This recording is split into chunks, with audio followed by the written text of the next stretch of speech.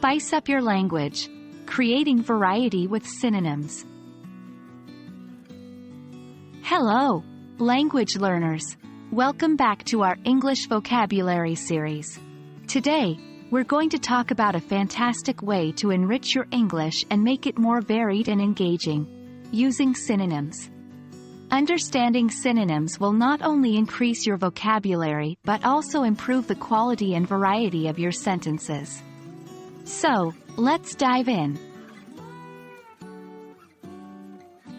Synonyms are words that have similar meanings. They can be used to replace each other in sentences without changing the overall sense. For instance, happy and joyful, quick and fast, small and tiny are all pairs of synonyms.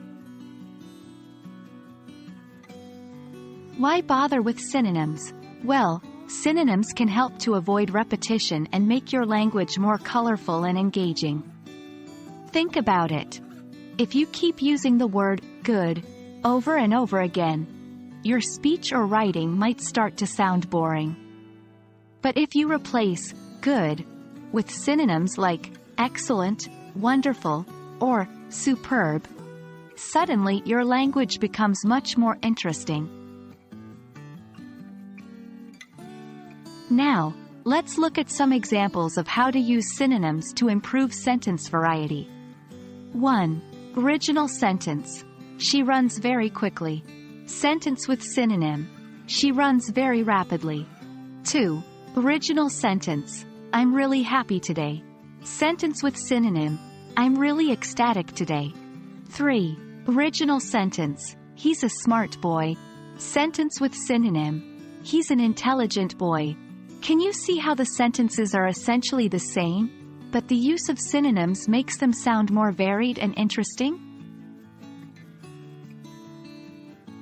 Now it's your turn. Take the following sentences and try to replace the bolded words with synonyms. 1. It's a big problem. 2. She's a nice person. 3. I like ice cream. Remember, the goal is to maintain the original meaning of the sentence while adding variety. We'll be discussing the answers in the next video.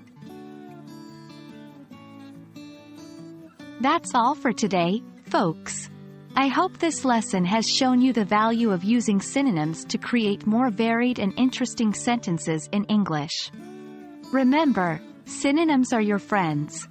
They can help you express the same idea in different ways and add a dash of spice to your language. Thanks for watching, and keep practicing. Until next time, happy learning!